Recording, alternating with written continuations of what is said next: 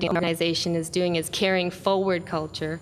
So we're carrying it in a forward-thinking way, and to be able to share that idea that yes, Native First Nations culture is evolving. And I was going to say that a few of the questions that I always get in this type of context, or after somebody's seen my work, is that what does your community think about what you're doing? Because it's a concern about, again, breaking tradition and expressing new or expressing creativity. And it's interesting because it's usually from a person outside of the First Nations community, because for my Six Nations has been very supportive of the work that we do. We're very generous to artists, because artists have a role in our communities, and that is to create, that is to express our stories in new and in relevant ways. And that's what's important for me too, is to be able to express these stories, the Iroquois creation story, in a relevant way that is meaningful for grade 6 and grade 3 today. And so there isn't this internal community problem of breaking traditions. It's much more fluid than that. And so as an artist, I'm able to take that, of course, within specific protocols. And it's important to know your culture before you start changing it. So I consult elders if I'm going to a topic that is going to be touchy. I consult with elders and to know the protocol beforehand. And then just that similar thought about creativity, it's that that's what's important for me as an artist, is to be able to express the limitless potential for creativity, and to really be able to take an artistic idea, vision, and have it presented out. So my dance is not folkloric, or it's not a reenactment. It's not preservation.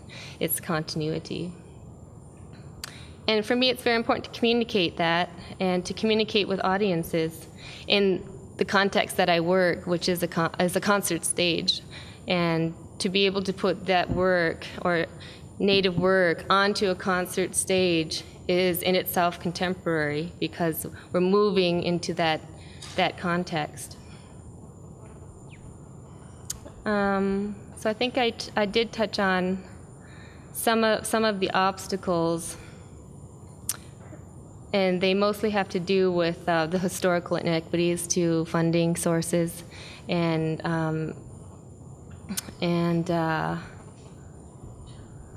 how do we bridge that disparity that exists between the up-and-coming contemporary artists and established mainstream or Western-based dance forms such as ballet and modern dance. That's been around longer in terms of funding. And how do we increase access to training for Aboriginal dancers? And what I think is important and has worked for us is that it's very important for us to have relationships and partnerships, and that's been one of our successes, to be able to connect with presenters and develop these relationships. I just met with Harbourfront today, and they're helping us with our new premier piece, Transmigration. So we're going to be in residency at Harbourfront, and so it's really that maintaining those relationships with presenters and talking about the work and how to engage people is really important for us. Great. I think that's it. Thank you, Santee. I think in retrospect, immediately after I left, I didn't have this perspective, but now I think it was probably the best sort of training that I could get. Ballet is very rigorous physically, and it's basically, you study ballet and you can pretty much do anything else after that, in terms of understanding line and posture and dedication. So for me, I don't think I'd be if I didn't go to the National Ballet School, I wouldn't be the choreographer that I am now, and I wouldn't be I wouldn't have that knowledge of physicality and of movement that I have now. So I would say yes, it has helped me, and as a foundation for movement. Interesting. we need dancers, so trained dancers to be able to be able to do the work that we've been creating, which is a fusion, which is a hybrid, which is highly technical and physical, so you have to have training. We launched last year our summer training program. So basically it is training solely, it's ballet, contemporary, powwow styles, Iroquois dance, which is my background, and also other forms. So we had Hawaiian group teaching the hula. So indigenous forms which inform my movement as well, because I am inspired by other indigenous forms. And I think dancers need to be able to have adaptability and flexibility and be able to move into the form. Yeah.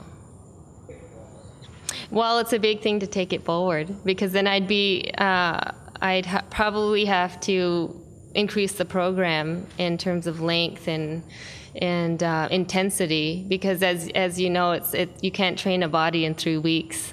It takes a long time, consistent training. So I'm not sure if Gahawi Dance Theater is the one to do that, to establish a school, or